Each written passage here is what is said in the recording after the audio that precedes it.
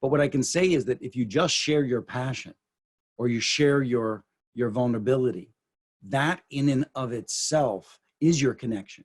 That's the ultimate human connection.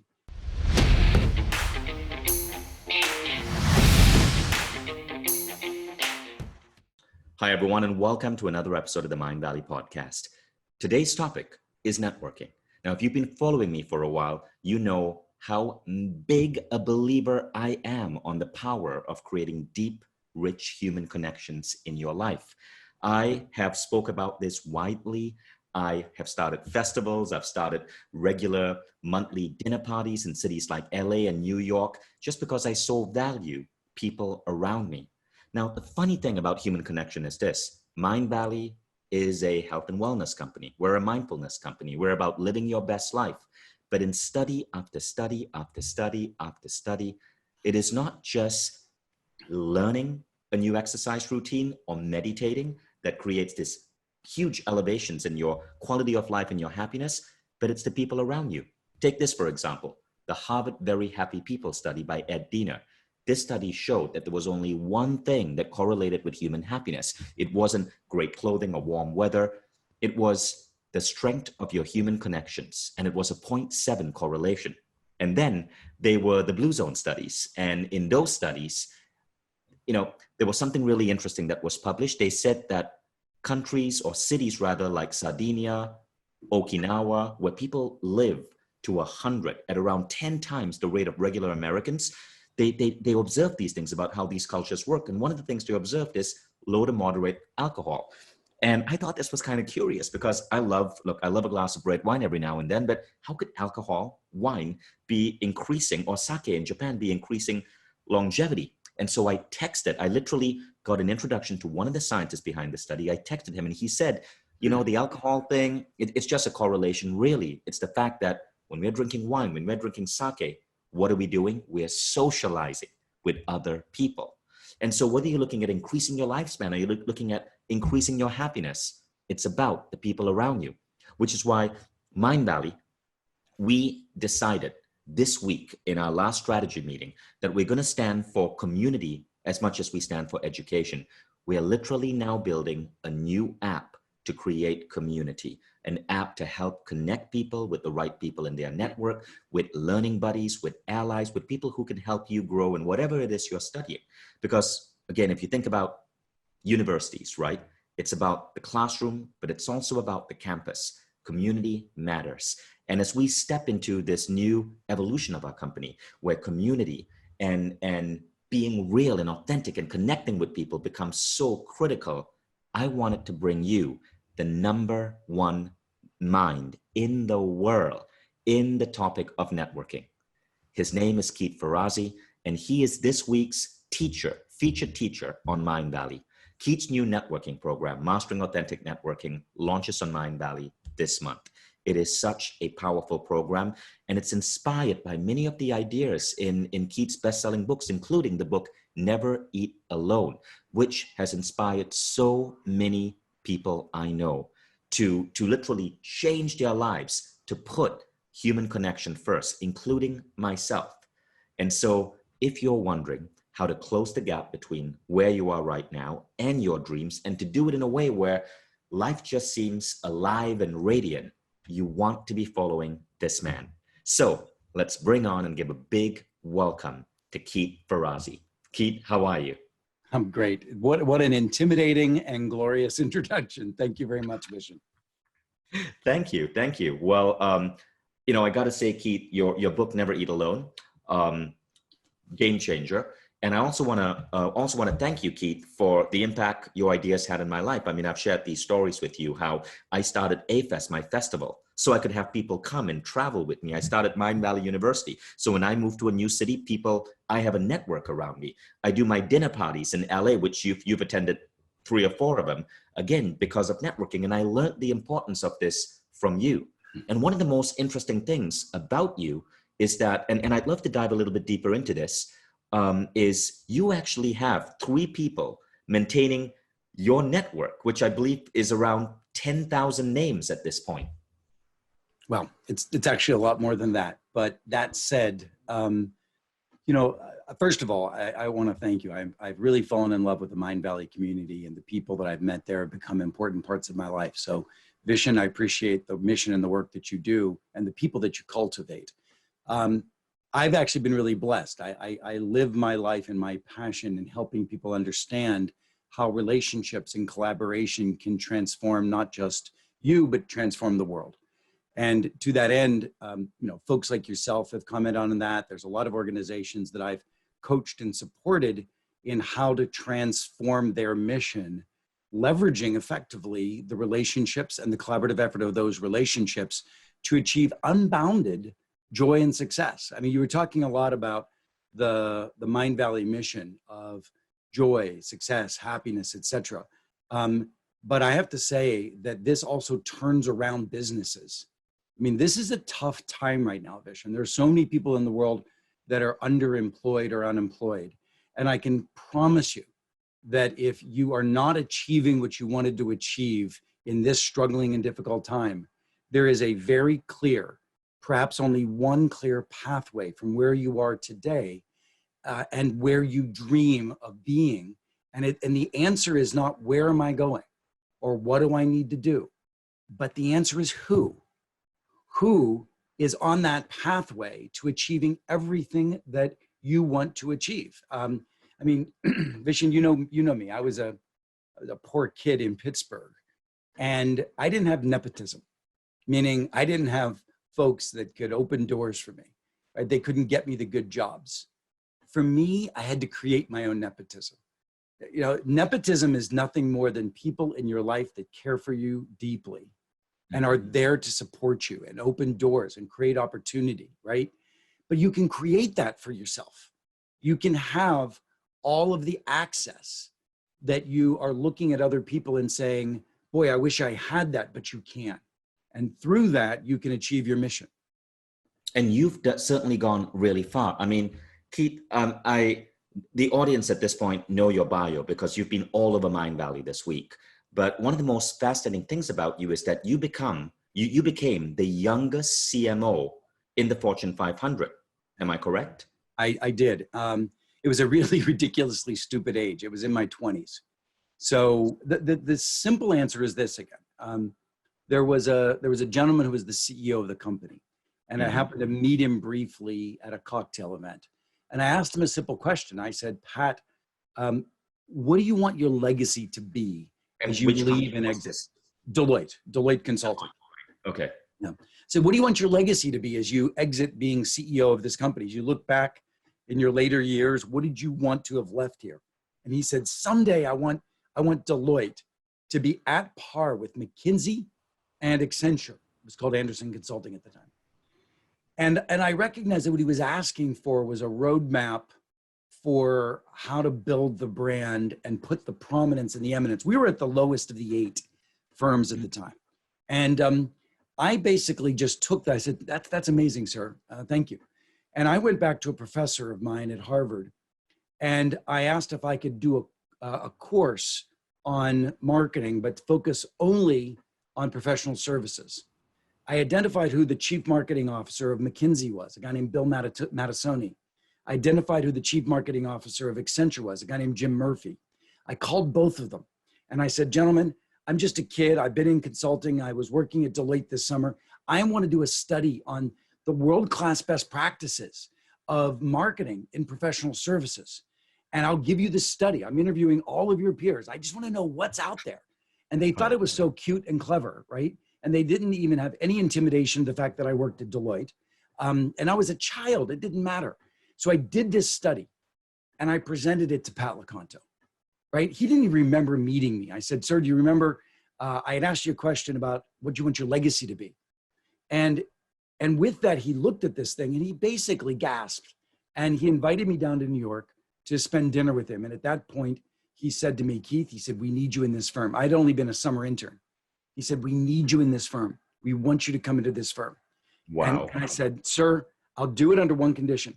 For the remainder of time that I'm here, I want 2 dinners with just you and me. You don't get that with a CEO, right? Because I knew what was important was the relationship, right? It wasn't about whether or not Deloitte was prestigious or not at the time. It wasn't about whether or not my salary, although I did ask for more money and he said no. But it wasn't about the salary. It was really about the connection to power. And with that connection to power, I was able to serve and be generous, which is what I started off being, extraordinarily generous, right? I was extraordinarily generous to him. Nobody else had done that. None of his partners had done that. I became the youngest elected partner in the firm, in the history of the firm. And I was the chief marketing officer of this worldwide global organization before I was 30. This is such an amazing story. And firstly, like, kudos to you, Keith, as a 20-year-old. That takes a lot of chutzpah, but Well, what a beautiful idea and a beautiful concept. can I just tell you, it doesn't take Go on. chutzpah. I'll tell you what it is. So I'm just getting even emotional. My old man was a very poor immigrant steel worker from Pittsburgh. We were Italian. And he busted his ass back in the 70s to make sure that his son had a good education, to make sure that his son had potential. He used to show me his hands and say, Keith, I don't want you to have to work this hard. He could never get them clean, even when he scrubbed them with gasoline. And I just had to fulfill that wish. You know, I had that in me, that I did not want all of his work. And my mother had to be a cleaning lady. She hated doing that, just to, you know, make a little extra money to afford the school uniform, which we couldn't afford. I mean, I had something that I needed to achieve, not just for myself. But the point is this: even when I was in 5th grade, I knew that nobody I knew had gone to college. And I asked my best friend from school, whose dad was a lawyer. His name was George. I asked George if I could meet his dad, right? Because I didn't even know what it was like to meet somebody who went to work outside of the steel factory or digging ditches, which my dad did both. And I remember, it's so vivid. I remember sitting in Mr. Love's library. His name was George Love. Mr. Love's library, and asking him, what does it take? And I don't remember the advice per se, but I remember that he took me under his wing at that point in time. And he even came down and had dinner at our family's home, which is this poor little house out in the woods.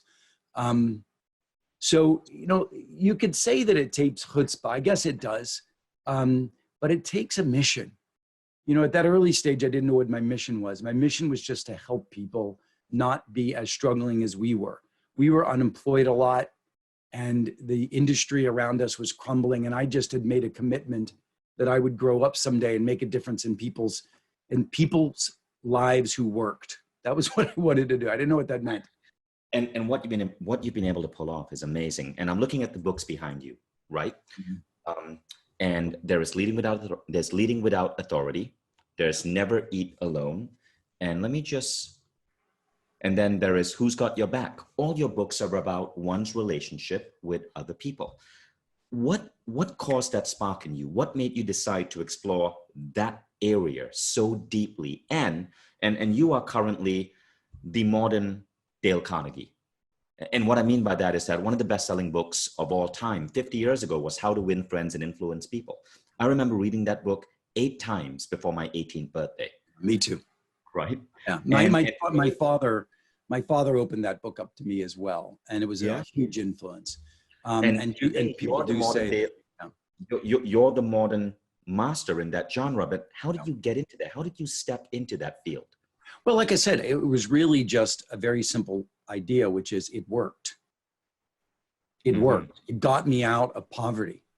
It got me to be the #1 speaker in the United States when I was in high school in forensics. It got me access and got me into Yale University. And when I was at Yale, it networked me with Bart Giamatti, the president of Yale University, who took me under his wing and introduced me to the corridors of power that I couldn't even possibly imagine. It got me in societies and clubs at Yale that I would not have ever been able to access based on my economic. I'm so curious on that one. Can we hear some of those stories?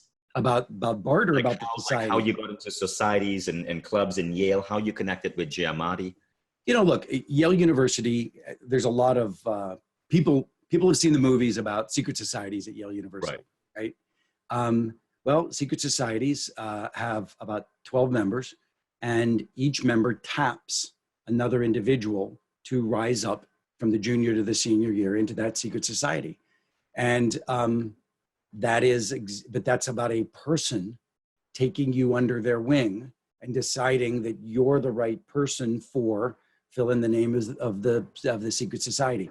But what was most interesting is once I got into the secret society, what I realized was it was just about vulnerability. It was so amazing. There's all these crazy stories about what these things are like. None of them are true. But what it is it's a bunch of kids in our senior year vulnerably sharing so deeply stories and truths about ourselves that we've never shared with anybody else.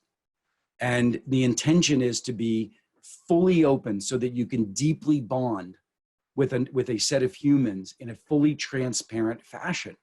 And it's not, nefarious at all. It's literally about the most intimate. It's about Mind Valley on steroids over an evening. You go so deep. There are so many tears. There's so much revealing and vulnerability. But what it's teaching you is how powerful it is to fully trust and how possible it is to fully trust. And it was what I learned there, actually, in that room. There's a couple of rooms at Yale that were most powerful to me. One was what I learned in the secret societies about vulnerability and authenticity and trust and full openness. And the second thing was a class that I took at Yale School of Organization and Management, which is Yale's business school. And it was focused on the idea of what was called a T group at the time. They put myself and another white man in a room together, along with 8 other individuals, all people of color, gay and lesbian, individuals that were of various races, creeds, sex, sexuality, etc. But it was only 8 of us. And what we would do is we would read something every week that was a bit provocative or incendiary. And we would come in and we would say exactly what we were thinking in the room together. And we would learn what it's like to be in relationship and in conversation with people that were other and not like us. Wow. And how we triggered. And of course, the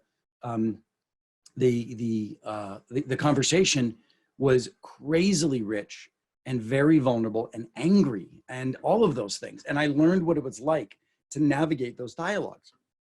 So you take those 2 experiences, right? And you spin way ahead. And what do I do today? What I do today is I coach the most powerful executive teams in the world to transform their companies. So my job is to save jobs. My job is to grow companies. I work with the most powerful, well-respected brands and companies in the world, helping them be able to secure their success, right? So they can employ more people and serve their customers. And everything I learned was all from those early days. And what's most important is it's all about people, damn it. It's all about people. I mean, there are companies today who are at the middle of the pack and heading down because there are 2 individuals inside of the organization that have resentment toward each other. Wow. Literally. I mean, I literally have seen the head of sales and the head of marketing have resentment toward each other, or the head of sales and the head of solutions or product have resentment toward each other that is born from their own bullshit, right? And my job is to turn that relationship around. And what I teach you in our quest, as you know, is whether the relationship is currently a negative relationship, whether it's somebody you don't know, but only dream and aspire to know, or whether it's somebody you've not had the courage or didn't have the recognition that you need to move that individual from an acquaintance to a true lifeline partner. What I teach people is that there is a new philosophy of relationships. And I even had to create a word for it, that people in relationship need to be co-elevating. People in relationship need to be co-elevating, going higher together. And what I teach individuals, whether it's the most powerful individuals in the world or one of your listeners here, I want to teach you to be able to embrace the people around you or the people you couldn't even imagine or dream of having around you, and create the kind of a set of relationships that allow you to fulfill your and their mission in parallel, to co-elevate. And I get goosebumps when I talk about it because I have seen it as the special sauce And by the way, you know, I have helped presidential, you know this, I've helped presidential candidates. You know, I don't want to be partisan, but there's two candidates that I respected great. One of them won and one of them did not. And I helped both of those individuals understand how to organize their relationships and network to achieve the kind of success that they needed. And one made the presidency. Amazing. Amazing. That's really, really, really, that's quite a remarkable story. Keith, and you know, just for the public who's listening, I've brought Keith in to advise me as a leader, as a CEO of a company. We have around 300 people right now. And so, like, honestly, managing those relationships can get really, really, really complex. And the idea of co-elevation is such a powerful idea. And recently, Keith got on a Zoom call with my entire executive team and coached us for 2 hours through a methodology to deeply connect with each other. And it's amazing how much more efficient you can perform when you build that bridge between people. But in addition to companies, and again, if you happen to be a CEO and if you're listening to this podcast, go check out Keith's consultancy at ferrazzigreenlight.com. Keith, would that be the best website to send people Yeah, to? I think, or even just start at keithferrazzi.com, because what we've started to do. Double R and a double Z. Okay. Yeah. Keith And I Ferrazzi. have to say, Vishen, let me just thank you. I knew that my serving the upper echelon of society and the world and business was not, what was absolutely the fullest of my desire when I was a child. I wanted to save jobs. I wanted to create jobs. And we serve the World Bank. We help the World Bank negotiate relationships with the most powerful countries in the world so that the World Bank can eradicate poverty, right? I mean, I kind of want to just swear I'm so excited about it. It's like, it's amazing. But what I really wanted to also do is, other than my books, I wanted to be able to provide a vehicle to be present and to be the coach of a lot more people. And you opened that door to me, Vishen. And you've opened the opportunity for me to think about how I can serve individuals, right? And it's through our quests together and some of the more senior things that I'm creating, you know, at keithferrazzi.com, I'm trying to create mechanisms so that I can serve the individual and be your coach. That's amazing. And thank you, Vishen. If it wasn't for you, but let me just say this, you and I have become co-elevating.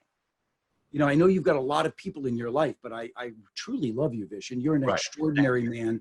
I love your mission and I love your tribe, and you've given me so much.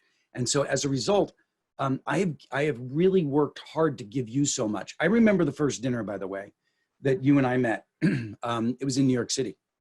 And I remember you were quite occupied. You had your family there, the kids were there, etc. Right. And there was a young man sitting there who was responsible for your university.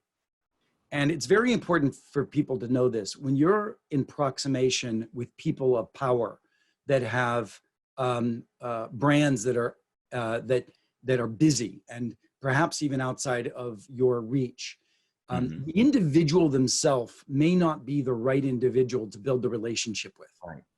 There's a part of our quest where I talk about how you connect to connectors and manage the gatekeeper.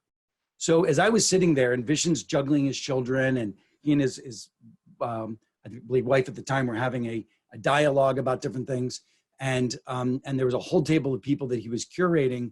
I knew that trying to get Vishen's attention, first of all, trying to get Vishen's attention in general is difficult, but I knew trying to get Vishen's attention was not going to be the place that I could be of most service. He wasn't going to land that, right? So I looked around the table and I realized there was a young man there whose job it was to bring content into and create community for Mindvalley. And so I sat right next to him. I almost ignored Vishen, not out of rudeness, etc., but it was not relevant. What was relevant is that by coaching this young man and helping him think about how he could reconsider deepening the community at Mindvalley, I focused on that young man because I knew that I could serve Mindvalley. And by serving Mindvalley, my brand would elevate in the world of Mindvalley.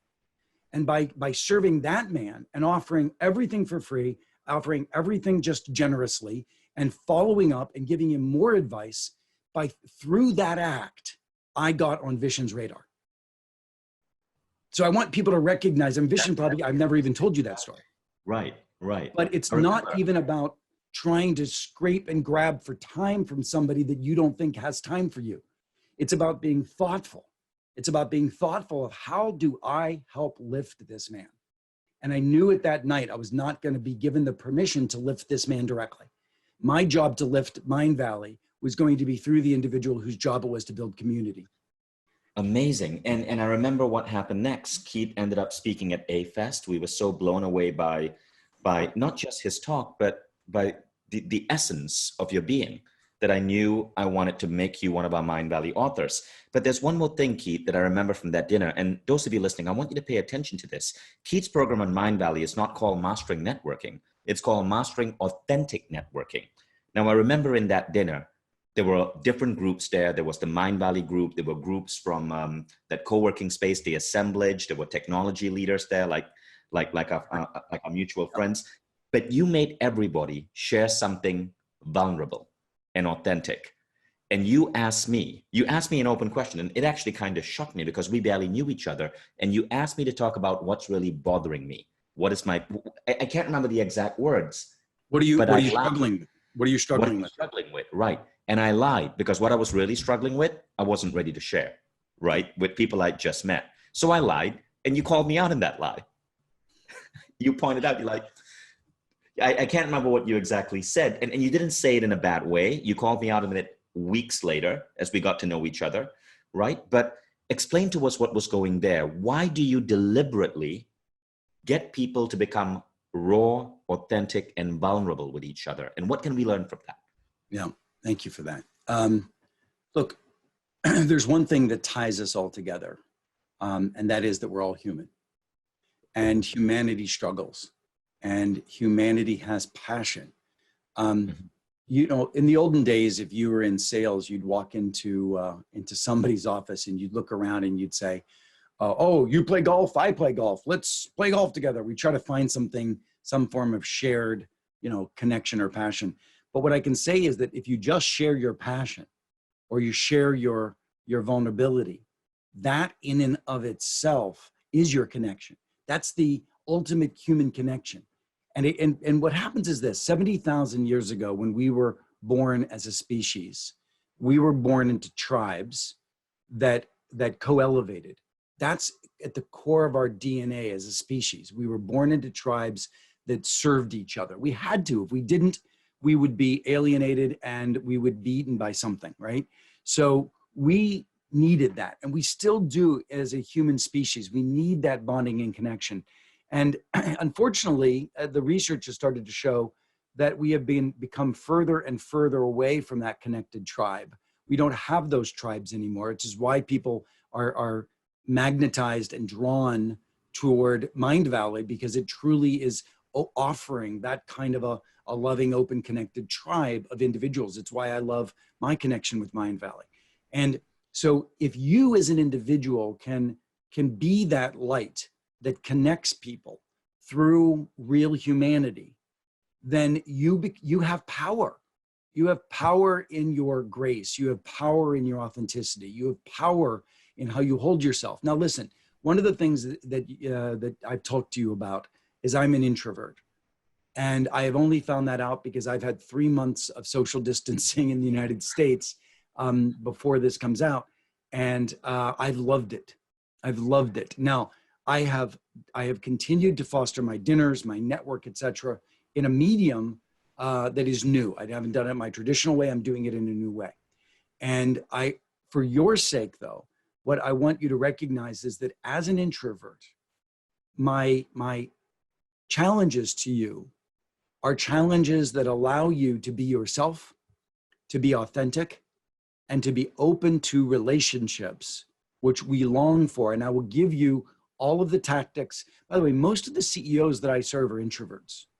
Most of the CEOs of major corporations are introverts, and they would rather hide behind their desks and their papers and their brands.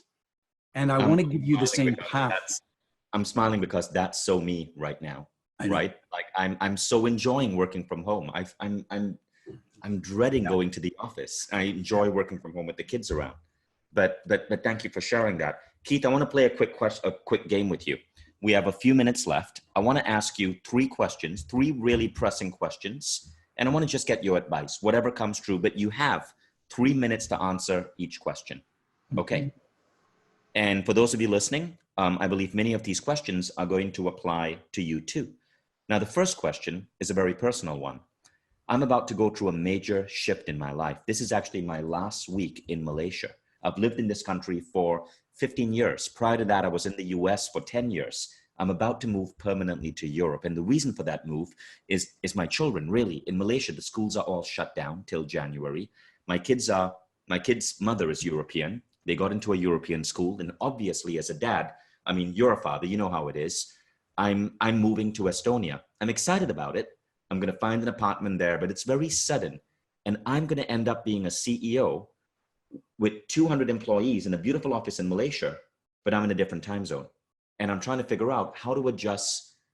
I've figured out how to use tools like Zoom and Airtable and all to manage, but I'm trying to figure out, how do I stay connected as a human being with the people I lead if I'm going to be hardly in the country? Yeah. So at the core of what we teach in the Quest is a process that we call a relationship action plan. If you have a financial plan because you want to make sure your finances are solid, or you're making sure your business is solid, you need to have a relationship plan. And so, Vishen, what I would suggest to you is a couple of things. The first thing I would do is I would create of the 200 individuals, you need to make sure that you're curating time to dip in with those individuals. And I would identify let's put your executive team off to the side, because I've coached your executive team. Right. And there is a strategy, but how you manage your executive team that that I have taught your team, and using personal professional check-in, using sweet and sour, all of the tools that I've given you around leadership in that. So let's put that team aside. But then you take the next 15 individuals, I would like you to meet with each of those individuals for 15 minutes in whatever rotation feels appropriate to you. Every other week, every third week, etc. But I want the agenda to be really simple. 15 minutes, 5 minutes, I want you to dip in, and I just want them to come to you and check in with what's going on personally and professionally in their lives. And I want you to ask them to share the things they're struggling with, or perhaps their greatest joys. But I want you to be open to be the kind of human that creates an environment that asks for the struggles, right? The next 5 minutes, I want them to give you a pitch of what they see that could be possible for growth, that could be possible for risk, something that they see that you might not see. And there's no obligation on your part to act on it. I just want them to give you that information. And then the last 5 minutes, you can ask questions about that, right? Wow. So in that deep dive of 15 minutes, very powerful. It's like a superfood nugget of connection, but information and growth. It's all wrapped up into one little 15-minute package. So the first question, the first 5 minutes is what? What again? First 5 minutes is them being vulnerable and open to you, what's going on in their personal and professional lives. What they are struggling with, really. Now, by the way, tell them in advance that come prepared for this. This isn't something they need to be caught. Yeah. What are the ideas? What are their thoughts, their vision for the future? And then you pepper them with questions. Amazing. I love that. That's amazing. I can't what I would do is I would do that to like the first 15 to 20 outside. And then I would do it separately with about the same amount of time, but the next tier doesn't get one-on-ones. The next tier gets twos. You have 2 people show up, right? And the intention there is to do a quick sweet and sour check-in, but also to do a little bit more sharing about what their perspectives are. And then the next group might be a larger group that you're doing. So as you go out in terms of priority, and by the way, I'm not talking about hierarchy. I'm talking about you could have a one-on-one check-in with somebody that you just got who's an entry-level employee because you've decided you really want to do that, and you can migrate that, right? And you think that's an amazing tool. You think once a month is enough? Per individual, sure. Per individual, sure. No, that could work. I'm going to figure out how to scale that. I really like that. So by the way, this simple serendipity, I have executive teams of the largest companies in the world doing that with the top 1,000 employees. they have found more more growth ideas. They have identified more risks, and they have become deeper connected. And here's the power. In the olden days, Vishen, you would be most connected to the people that you serendipitously bumped into in the hallways, right? But with this, you have equalization around the globe with all of your people. There's no headquarters. Wait. I love that. But as you go lower in the hierarchy, let's say you get to level 4, at this point, it's still 15 minutes, but it may be 4 people at once. Yeah, exactly. Okay, but it's still 15 minutes. And so it's more of a group. It's more of a group dialogue. Look, I know how busy you are. But the so group I'm trying to keep your time. And I'm trying to keep. No, I like that. I like that. That's amazing. Okay, second question. And by the way, that was one of the most powerful insights I've heard probably this entire month. So I cannot wait to take the program. Let me just convert this to what we teach in the Quest, though. The importance of this is that all of us need a relationship action plan. So we need to be purposefully about our relationships. In a remote basis, the world is open to you, right? And then with the practices I gave you as a practice I call pinging. You know, in a radar, it's like ping, ping, you're seeing what's out there. You need to create a regular cadence of being in touch with the most important people. Otherwise, those relationships grow stale. You need to stay connected to these individuals. It's what I did with, Barack Obama and Hillary Clinton. I would say you'd meet somebody at a fundraiser, but if you've identified that individual as important to you for your future, what I want you to do is I want you to put them on the list and identify the frequency with which you have a small tap-in conversation with them. And then that keeps the relationship strong for perpetuity. Right. I love that. So that's a powerful idea. Now, the second question would be the opposite of that. Let's say you are in a company and you want to connect with your higher up. You want to connect with the CEO. You want to share an idea with someone who may be, you could be in a company of 1,000 or 2,000 people. What do you do? How do you apply Keith's ideas, co-elevation, the other concepts you teach, the relationship action plan in a scenario like that? Look, everybody likes ambition and growth. So you do a little research. Remember for me with Mr. Lecanto, the CEO, Pat Lecanto, the CEO of Deloitte, I heard his vision. So if somebody in my company were to hear my vision, which is, I want to bring these ideas to transform the world. I transform teams that transform the world. That's what I do today. And I want to bring that to everybody. I want you and your team, which is, by the way, your team is waiting to be your team. They're not even there yet.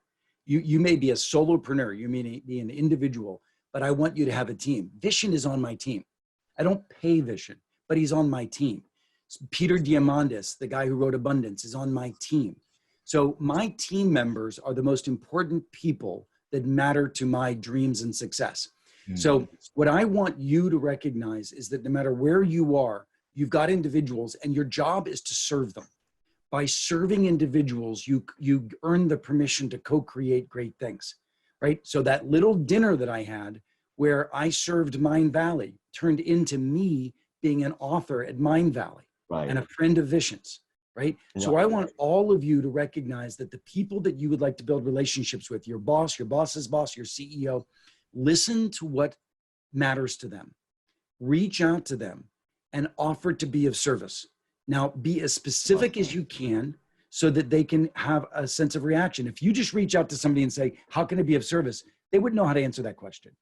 If you reached out to me and said, Keith, I've noticed your social media following isn't as powerful as the connections that you have in the world, and I'd love to do an audit and help you.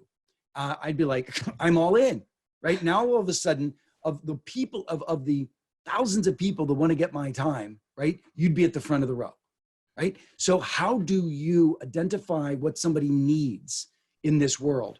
If you wanted to learn about my foundation for foster children and you wanted to be able to be of service to that foundation, you'd be at the front of the line. So you work on identifying that, and then you offer your service, and you will find yourself similar to I had with an extraordinary growth path to achieving your mission. And that reminds me of 2 other really important lessons I learned from you, right? The first one, the first lesson I learned from Keith is don't keep score. It's not about, I'm going to do a favor for someone, but I'm going to make sure that they return that favor. You just don't keep score.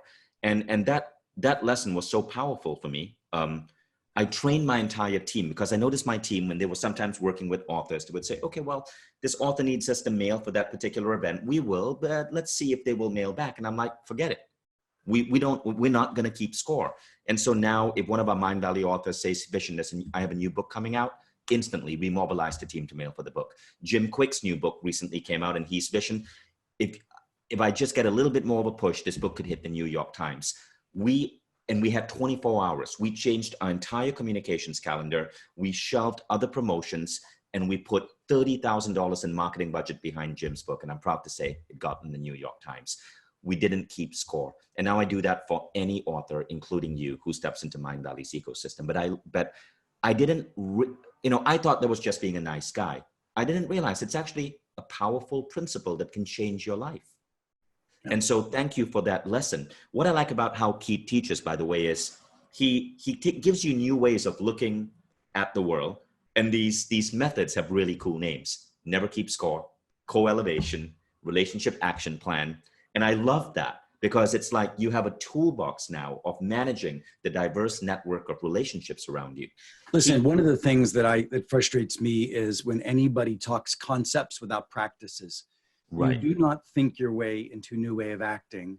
You act your way into a new way of thinking. I want to change your mindset, but I don't change your mindset by preaching at you. I change your mindset by giving you a little thing to do, and it works, and you're going to want to do more of it. And then you're going to wake up a month from now believing it. So in all that I do, it's about the practices, and I give you tons of them. Keith, okay, now the final question, because there were 3 questions. And before we get to the final question, which is probably going to be the most important one, I want to tell you guys to go to mindvalley.com/networking. mindvalley.com/networking to learn about Keith's new program. You can sign up directly for the program, or you can enroll in a 90-minute free masterclass, completely free, where Keith and I are going to go deep into many of his concepts, way deeper than what we're doing here in this podcast, completely free, mindvalley.com/networking. Keith, the final question is this. You maintain a massive network. What tools, what web applications, what apps are you using to run this? The reality is it doesn't matter. You can use, but you do need a CRM system, a customer relationship management system. You can use, Salesforce.com, which is a bigger one. There are tons of these out there. You can use an Excel spreadsheet. It really doesn't matter. The tools, but it is important that you become systematized and processed. So you need to recognize, and we teach what's called FTD AOR: focus, target, define, align, outreach, renew. And in every step of the process that we teach you, focus. How do you align your dreams to individuals? How do you align your goals to individuals? That's focus. Targeting is actually getting those specific individuals written down and actually beginning to put metrics around these. We measure, is somebody a 0? That's an aspirational contact that you don't know, all the way to a 5, like Vishen and I are under the tent, deeply being of service to each other as real partners, right? So you write those down, and then you can have a metric by which you recognize how your relationships are scaling and how they're growing and how they're strengthening. So you just need a system. Like I said, I'm perfectly comfortable whether you just use Outlook, focus, target, define what you can do for them, align with people who are critical to your network. So Vishen and I are now connectors helping connect each other.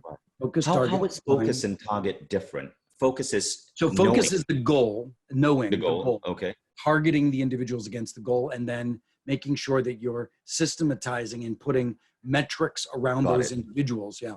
Focus, target, define. So to use your earlier example, focus might be, I want to grow my social media. Right. And then target might be, who are people out there who know how to grow social media? Or yourself, already have a great social media that we can draft off of, etc. Focus, target. And what is the third item? Define what you can do for them. Define how you can serve them first. Right. That's right. Amazing. I love that. Right. Yeah. I love that. And I think that's a really key outcome. This isn't, to use your word, Swami. It isn't about you extracting. It's not manipulation.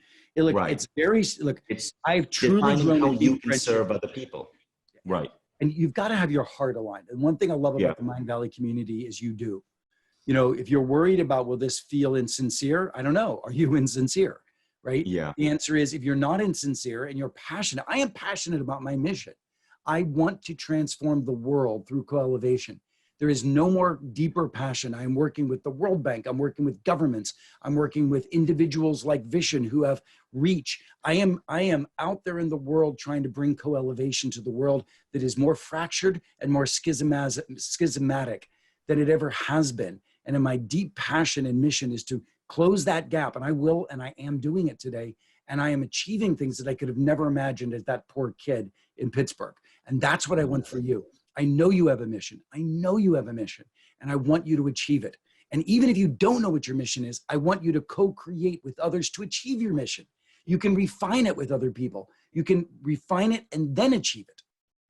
Beautiful. Thank you, Keith. And thank you everyone for listening.